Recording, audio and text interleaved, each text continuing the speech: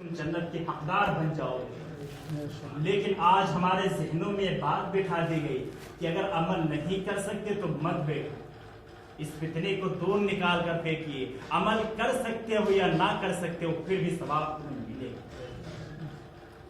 ہم نے قرآن کریم کی آپ کے سامنے ایک آیت پڑھی ہے کہ یا ایھا الذین آمنوا لا تتبعوا خطوات الشیطان ومن يتبع خطوات الشیطان فإنه يأمر بالفحشاء والمنکر۔ اللہ رب العزت ہم سے قرآن کریم میں خطاب کر کے کہہ رہا ہے اور اپنے نبی سے کہلوا رہا ہے کہ اے نبی میرے بندوں کے اندر یہ اعلان کر دو، اے محمد صلی اللہ علیہ وسلم اپنی امت کو یہ پیغام پہنچا دو کہ یا ایھا الذین آمنوا لا تتبعوا خطوات الشیطان، کہ اے ایمان والو تم شیطان کے نقش قدم پر مت چلو۔ اب غور کرنے والی بات ہے اللہ تعالیٰ نے یہاں پر کیا نقطہ استعمال کیا ہے کہ اے ایمان والو تم شیطان کے نقش قدم پر مت چلو۔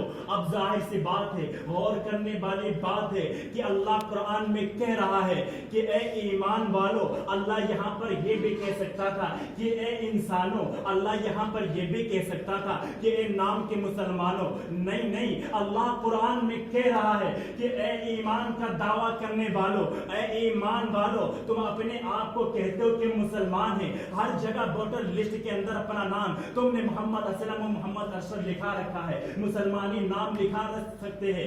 اگر تم سارا ہر جگہ اپنا نام مسلمانوں والا بتا رہے ہو، اگر حقیقتاً میں تم سچے مسلمان ہو تو شیطان کے نقش قدم پر مت چلو۔ کس لیے نہ چلو؟ اس لیے نہ چلو کہ فإنہ یأمر بالفحشاء والمنکر، وہ تم کو فحش اور گندے کاموں کا حکم دے گا، وہ تم کو جہنم تک لے جانے والے اعمال بتلائے گا، وہ تم کو نماز چھوڑنے کی کوشش کروائے گا، وہ تم کو اللہ کے گھر آنے نہیں دے گا۔ اس لیے اللہ نے قرآن میں کہہ دیا کہ اے ایمان والو تم شیطان کے نقش قدم پر مت چلو، اور اگر جس نے شیطان کے نقش قدم پر چلنے کی سوچ لی اور جو شیطان کے نقش قدم پر چل پڑا تو ہم اس کو کیا دیں گے؟ ہم اس کو جہنم کا ایندھن بنا دیں گے۔ تو میرے بھائیوں، ہم اور آپ اس بات کو غور کریں، ہمارے ساتھ چند اور معصوم ننھے بچے اللہ کے راستے میں نکل کر آئے ہیں، یہ اس میں بہت سے ایسے ہیں جو ابھی طالب علم ہیں، جو اللہ اور اس کے رسول کی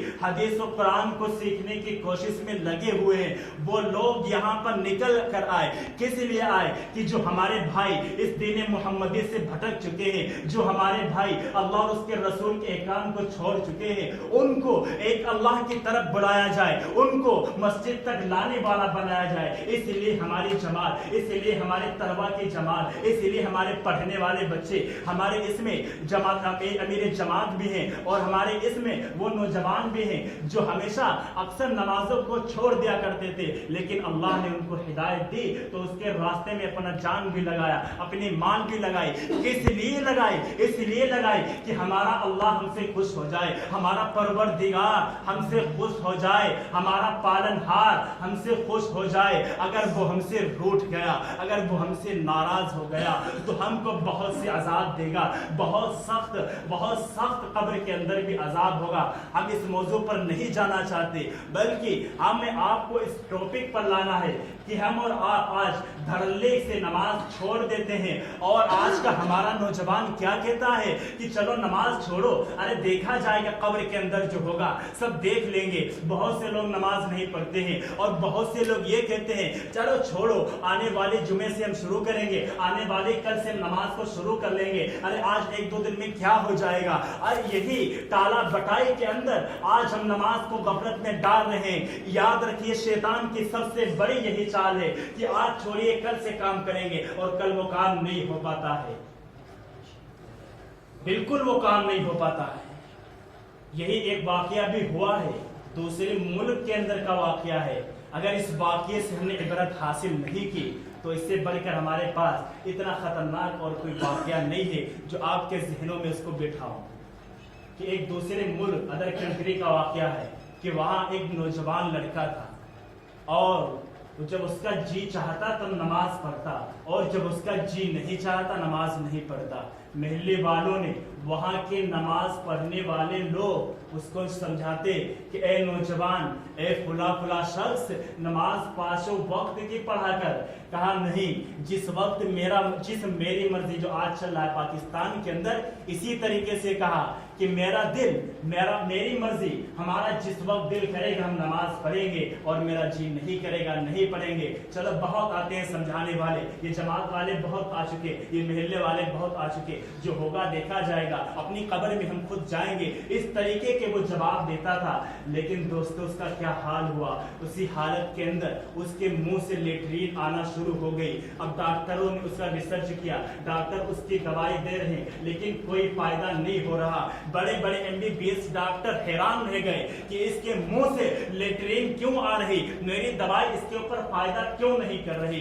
डॉक्टर हैरान, लेकिन उसका कोई इलाज नहीं। इसी हालत के अंदर उस नौजवान लड़के का इंतकाल हो जाता है और वो इस दुनिया से रुखसत हो जाता है और इस बीमारी के अंदर वो मौत पा जाता है। अब उसको महल्ले वालों ने नहलाया और नहलाने के बाद जैसे ही उसके जनाजे को उठाते हैं और घर से बाहर निकालते हैं, उस जनाजे के पीछे महल्ले के 10, 20, 50 कुत्ते आ जाते हैं और उस जनाजे पर भौंकना शुरू कर देते हैं। लेकिन महल्ले वालों ने सोचा, भीड़ देखकर ये कुत्ते भौंक रहे होंगे, किसी ने उसको ये नहीं समझा कि अल्लाह की तरफ से भेजे हुए हैं। याद रखिए, जिस मुर्दे के ऊपर अजाब होता है, जिस इंसान के ऊपर अजाब होता है, इंसान और जिन्नात के अलावा हर जानदार चीज उसकी आहो पुकार को सुनती है। अब वो कुत्ते भौंक रहे हैं। अब महल्ले वाले उस जनाजे को लेकर चलते, उन कुत्तों को भगाते और जैसे ही कब्रिस्तान में पहुंचे और उस नौजवान को उस कब्र के अंदर उतारा और उसको दफन करके जैसे ही वहां पर अभी कुछ ही दूरी पर हटे हुए थे कि वही कुत्ते अब वहां पर जाते हैं और उसकी कब्र खोदना शुरू कर देते हैं। ऐ मुसलमानों डरो, अल्लाह अकबर। वो कुत्ते उस नौजवान की कब्र को खोदना शुरू करते हैं। अब वहां पर लोग उस वक्त के बड़े आलिम के पास जाते हैं, जय्यद उलमा के पास गए, बड़े मौलाना के पास गए और कहा कि हजरत देखिए ऐसी ऐसी बात है, ये इस बीमारी के अंदर इस नौजवान का इंतकाल हुआ, जनाजा उठाया, इसके पीछे कुत्ते चल पड़े और जब कब्र के अंदर दफन कर दिया तो वहां पर भी उन कुत्तों ने इसके कब्र को खोदना शुरू कर दिया। तो वहां के उन जय्यद उलमा ने मशवरा किया और कहा कि जरूर अल्लाह कुछ दिखाना चाहता है।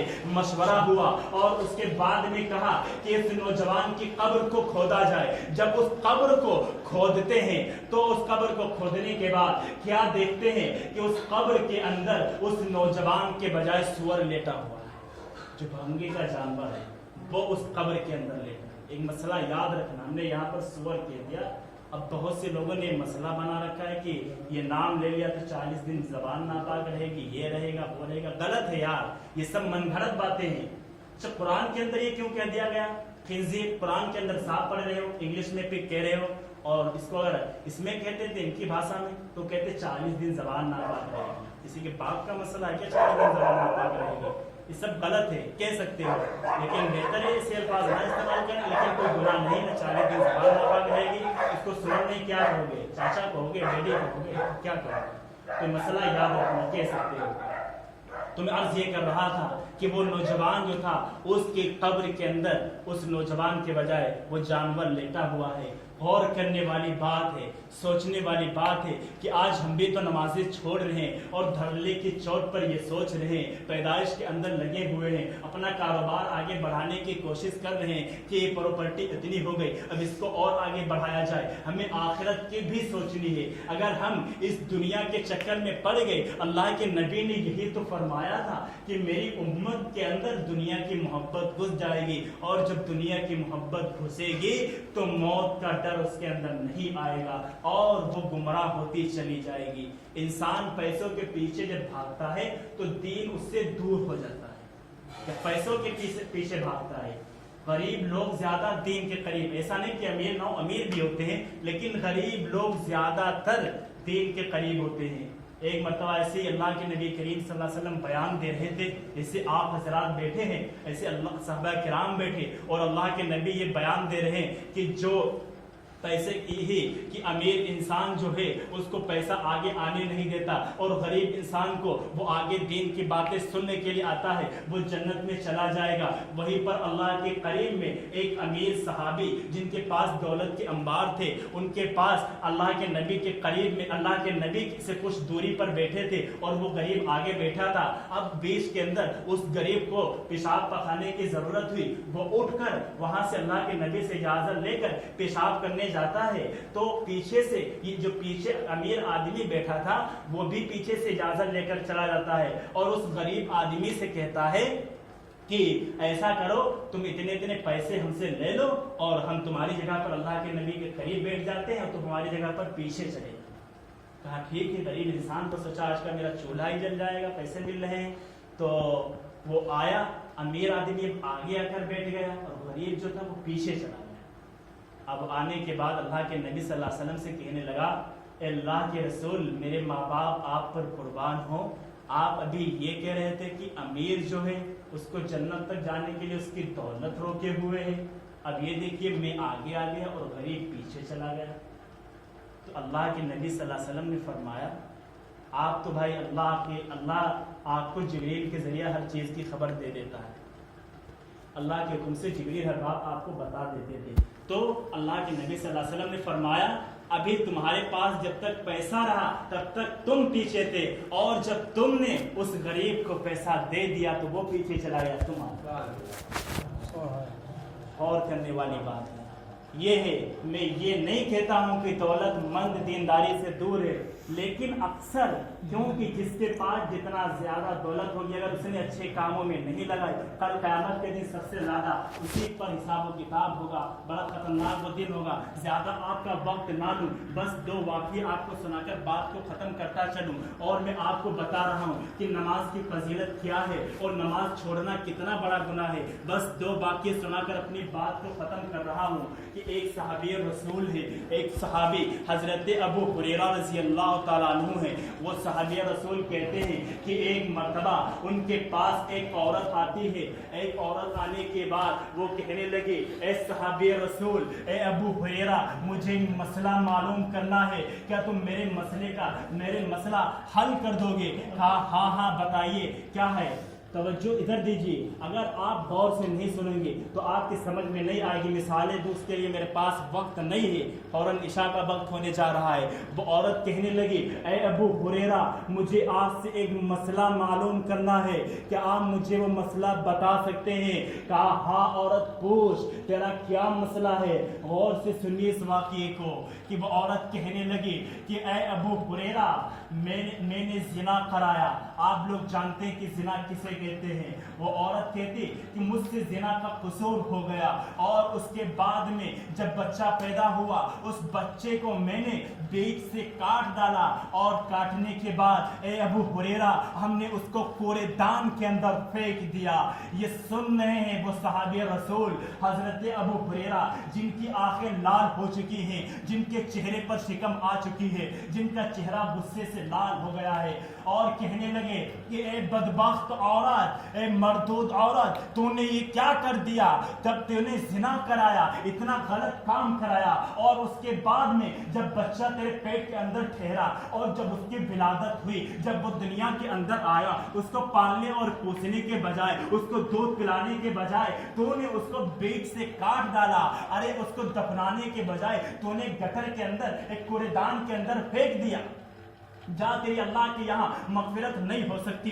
ये बातें अल्लाह के नबी करीम सल्लल्लाहु अलैहि वसल्लम सुन रहे हैं, ये सारे वाक़या अल्लाह के नबी सुन रहे हैं, और फरमाया कि अबू हुरैरा इधर आओ, क्या बात है? कहा अल्लाह के नबी, देखिए ये औरत जिना कराती है, इसके पेट में बच्चा होता है, और पैदा होने के बाद उसको बीच से काटती है और कूड़ेदान के अंदर फेंक देती है, और अब कह रही है कि अल्लाह के यहाँ मेरी मगफिरत होगी। फरमाया कि अबू हुरैरा, इसने जो औरत ने जो काम किया है, क्या इससे बड़ा गुनाह मैं तुम्हें ना बताऊं? कहा अल्लाह के नबी, इससे बड़ा गुनाह क्या होगा? ये औरत तो जानी है, ये औरत तो बच्चे का मर्डर और कत्ल करने वाली है, ये औरत तो उस पर डबल टिबल चौबल गुनाह करने वाली है, इससे बड़ा और गुनाह क्या हो सकता है? फरमाया हाँ ए अबू हुरैरा, सुनिएगा।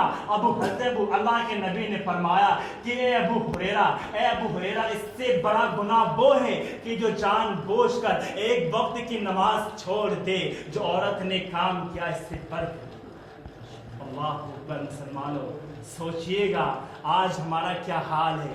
غربان میں جھانک کر دیکھیے کہ ہم کتنی نمازیں پڑھتے ہیں اور کیا کرتے ہیں۔ بس آخری واقعہ سناؤں، آپ لوگوں کے چہرے ہمیں بتا رہے ہیں کہ آپ تھک چکے ہیں۔ آخری واقعہ سنا کر اپنی بات کو ختم کرتا ہوں کہ اسی طریقے سے اگر ہم نماز پڑھیں گے، کل ہم نے نماز کے فائدے بتائے تھے کہ نماز سے کیا کیا فائدہ ہوتا ہے۔ پوری نماز ہمارے لیے ڈاکٹر کی طرح ایک صحت مند چیز ہے، پوری نماز ہمارے لیے ایک فائدے مند چیز ہے، دنیا میں بھی ہمیں اس سے فائدہ ملتا ہے۔ ایکسرسائز پوری نماز ہے، پوری نماز کے اندر آپ کی ایکسرسائز ہوتی ہے، ہاتھوں کی ایکسرسائز ہوتی ہے، کمر کی ایکسرسائز ہوتی ہے اور سر کا سرکولیشن بڑھتا ہے۔ اسی طریقے سے نماز ہمیں بہت فائدے بتلاتی ہے اور نماز سے ہمیں بہت فائدہ ہوتا ہے۔ تو اگر ہم نماز سچے دل سے اللہ کو خالص خوش کرنے کے لیے پڑھتے ہیں تو اللہ رب العزت کی ضرور ہمارے لیے مدد آئے گی۔ آج یہ جو کورونا اور اسی طریقے سے نئی نئی بیماریاں عذاب کی شکل میں آ رہی ہیں، ظالم بادشاہ ہمارے اوپر مسلط ہیں، کس لیے ہیں؟ ارے اسی لیے تو ہے کہ ہمارے اعمال برے ہو گئے، جب ہم نے اللہ اور اس کے رسول کی اطاعت کرنا چھوڑ دی، اسی لیے تو ہم پر یہ برے دن آ گئے۔ اگر ہم نماز پڑھیں گے، اگر ہم نماز کو قائم کریں گے تو ہمارے تمام وہ جو بگڑی ہوئی باتیں ہیں وہ بھی بن جائیں گی اور جو بگڑنے والی ہیں وہ بھی سدھر جائیں گی۔ ارے مسلمانوں کا سبحان اللہ۔ اب یہاں پر دیکھیے کہ ایک صحابی ہیں، بس آخری واقعہ سناتا ہوں کہ ایک صحابی رسول ہیں اور وہ فرماتے ہیں کہ ایک مرتبہ میرے ساتھ یہ ماجرا ہوا کہ ایک مرتبہ یہ ہوا کہ میرا بیٹا جو تھا، نوجوان لڑکا، بالکل مرنے کے قریب تھا، اس کی سانسیں ٹوٹنے کے قریب تھی، بالکل ٹوٹ رہی تھی اور میں اس کی تیمارداری میں تھا۔ ادھر بلال حبشی اذان دیتے ہیں کہ اللہ اکبر اللہ اکبر، اور میں اذان سن کر نماز کے لیے نکل پڑا اور وہاں پر میرے بچے کی طبیعت اتنی پریشان کہ بالکل آخری سانس ہچکی لے رہا ہے اور دم نکلنے والا ہے، ایسی اس کی حالت ہے۔ لیکن وہ صحابی رسول اس مرتے ہوئے بچے کو تو چھوڑ سکتے ہیں، لیکن اللہ کے نبی کے پیچھے ایک وقت کی بھی نماز قضا ہو جائے وہ یہ گوارا نہیں کر سکتے ہیں۔ ان کا ایمان ایسا تھا۔ پھر کیا ہوا؟ وہ صحابی رسول کہتے ہیں کہ جب میں مسجد کے اندر آیا تو اللہ کے نبی نے ہمیں دیکھا کہ چہرہ بہت پریشان ہے اور بہت اداس ہے، آنکھوں سے آنسو نکل رہے ہیں، اور اللہ کے نبی نے دیکھ کر فرمایا کہ اے فلاں شخص، اے صحابی، بتا کیا بات ہے، آج اتنا اداس کیوں ہو، آج تمہارے آنکھوں سے آنسو کیوں نکل رہے ہیں؟ کہا اللہ کے نبی بات ہی کچھ ایسی ہے کہ میرا نوجوان لڑکا ہے اور وہ بالکل اس کا دم نکلنے کے قریب ہے۔ تو اللہ کے نبی نے فرمایا تم اس کی تیمارداری کرتے؟ کہا نہیں اللہ کے نبی، میری نماز قضا ہو جاتی۔ ارے بیٹا مر سکتا ہے تو کل قیامت میں مل بھی سکتا ہے، اگر ہم نے ایک وقت کی نماز چھوڑ دی اس کا ہم قبر کے اندر کیا سوال کو جواب دیں؟ تو وہ اللہ کے نبی کریم صلی اللہ علیہ وسلم نے کہا ٹھیک ہے، ایک برتن منگایا، پیالہ، اور کہا اس پیالہ لے کر آ، اور اس پیالے کے اندر پانی منگایا اور اس پر آیت الکرسی پڑھ کر دم کر دی اور کہا کہ جاؤ اپنے بیٹی کو دے دو جا کر۔ اب وہ صحابی رسول دیکھیے کس طریقے سے دوڑتے ہوئے جاتے ہیں اور جانے کے بعد وہ پیالہ بھاگتے دوڑتے ہوئے اپنے گھر والوں کو دیا اور کہا کہ اس کو پلائیے اور اس کے چہرے پر ملیے۔ وہ دے کر فوراً واپس آتے ہیں اور جیسے ہی مسجد کے اندر آئے ادھر نماز کھڑی ہو چکی، وہ اگلی صف میں کھڑے ہیں اور کھڑے ہونے کے بعد اللہ کے نبی صلی اللہ علیہ وسلم نماز پڑھا رہے ہیں، پوری نماز مکمل ہو گئی۔ جیسے امام نے سلام پھیرا، اب وہ آدمی اٹھا اور ایک قدم آگے بڑھایا، دوسرا قدم پیچھے، اور وہیں پر رک جاتا ہے اور اسی جگہ پر بیٹھ جاتا ہے۔ اللہ کے نبی نے دیکھا، کہا فلاں شخص کیوں بیٹھ گئے ہو؟ کہا اللہ کے نبی دوسری صف میں تو میرا بیٹا بھی نماز پڑھا۔ یہ ہے نماز کی برکت۔ اگر نماز پڑھیں گے، دم نکلنے کے قریب تھا، ایمان اتنا مضبوط تھا، ایمان آج ہمارے پاس نہیں ہے، ہمارا دل مردہ ہو چکا ہے، ہمارا دل کالا ہو چکا ہے۔ اگر دین کی باتیں کی جائیں تو ہمیں اچھی نہیں لگتی، اگر نماز کے لیے کوئی بلانے آئے تو ہمیں بہت برا لگتا ہے۔ کیوں؟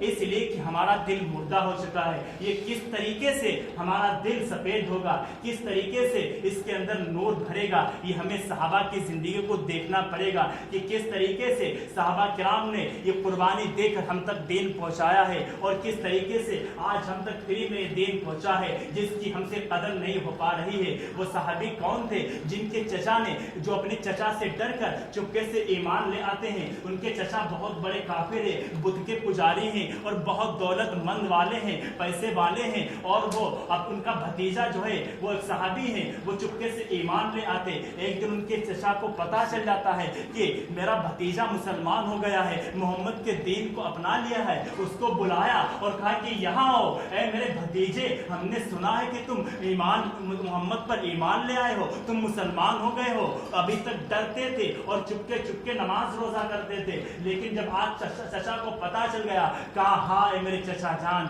मैंने मोहम्मद पर ईमान ले आया और मैं मुसलमान हो गया हूँ। ऐ चचा, ऐ मेरे प्यारे चचा, तुम भी मोहम्मद रसूलुल्लाह को आखिरी नबी मान लो और कलमा पढ़ लो। चचा ने कहा कि मेरे भतीजे, तू जानता है कि तेरे जिस्म के ऊपर जो पगड़ी है ये किसकी है? कहा चचा ये आपकी है। कहा तेरे जिस्म पर जो कपड़ा है ये कमीज है किसकी है? कहा चचा आपकी है। कहा तेरे पैरों के अंदर जो जूते हैं ये किसके हैं? कहा चचा आपके हैं। कहा अब बाज आ जा।